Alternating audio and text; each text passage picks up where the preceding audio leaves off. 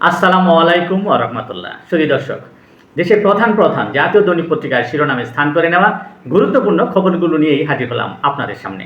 আশা করি সাথেই থাকবেন। গুরুত্বপূর্ণ শিরোনামগুলোর মধ্যে আজ যা যা থাকছে: প্রধানমন্ত্রী তারেক রহমানের আসন্ন চীন সফর, এফটিএ, ইয়ান বাণিজ্য, ডিজিটাল অর্থনীতিতে বড় সমঝোতার ইঙ্গিত, গণতন্ত্র আবারও সংকটের মুখে বলে জানিয়েছেন বিএনপি মহাসচিব মির্জা ফখরুল ইসলাম আলমগীর। তুরস্ককে বিশেষ অর্থনৈতিক অঞ্চল দিতে চায় বাংলাদেশ। প্রতিরক্ষা শিল্পে পদক্ষেপ নেওয়ার বার্তা তুর্কি পররাষ্ট্রমন্ত্রীর। কাল বসছে বাজেট অধিবেশন। সংসদ উত্তপ্ত হতে পারে সংবিধান সংশোধন ইস্যু নিয়ে। বিনিয়োগকে জিডিপি 28% থেকে বাড়িয়ে 34.5% উন্নীত করার পরিকল্পনা করছে সরকার। সৃজনশীল অর্থনীতিতে জোর, বরাদ্দ হবে 300 কোটি টাকা। ভারতের পররাষ্ট্র মন্ত্রণালয়ের মুখপাত্র জয় সোয়াল জানিয়েছেন, অবৈধ বিদেশিদের বিরুদ্ধে আইন অনুযায়ী ব্যবস্থা নেওয়া হচ্ছে। বাংলাদেশ সীমান্তে আরও 60 জনকে পুশিনের অপচেষ্টা। শূন্য রেখায় 28 জনের পুশিনের চেষ্টা করা হয়। পুশিন ইস্যুতে বাংলাদেশ ভারত সীমান্তে উত্তেজনা। বিএসএফের 10টি পুশিনের অপচেষ্টা রুখে দিয়েছে বিজিবি। চিকিৎসা সেবা প্রতিষ্ঠান বাড়লেও মনিটরিংয়ের সক্ষমতা বাড়েনি।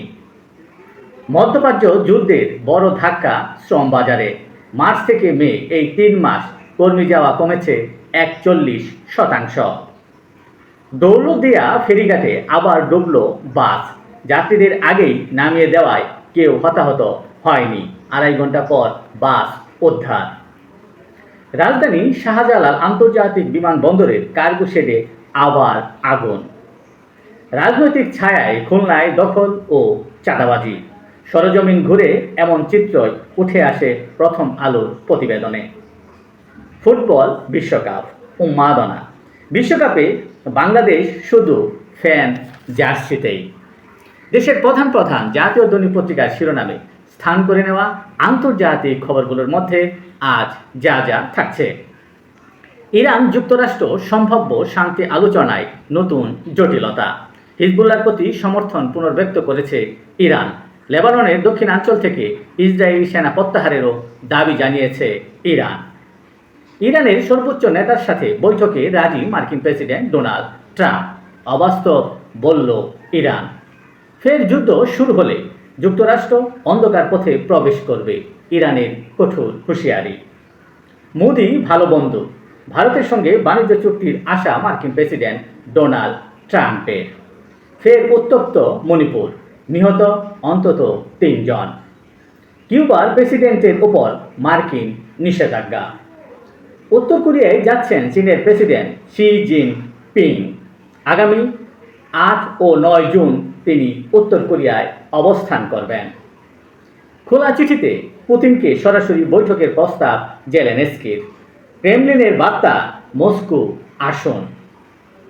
সংঘাতে অনাহারের ঝুঁকিতে কোটি কোটি মানুষ। ডব্লিউএফপিওর সতর্কবার্তা। এই ছিল দেশের প্রধান প্রধান জাতীয় দৈনিক পত্রিকার শিরোনামে স্থান করে নেওয়া গুরুত্বপূর্ণ খবরগুলো, যা নিয়ে এতক্ষণ আপনাদের মাঝে উপস্থিত ছিলাম। আজকের মতো এখানেই। আবারও দেখা হবে আগামীকাল ঠিক একইভাবে। সে পর্যন্ত অবশ্যই সকলেই ভালো থাকবেন, সুস্থ থাকবেন। আসসালামু আলাইকুম ওয়া রাহমাতুল্লাহ।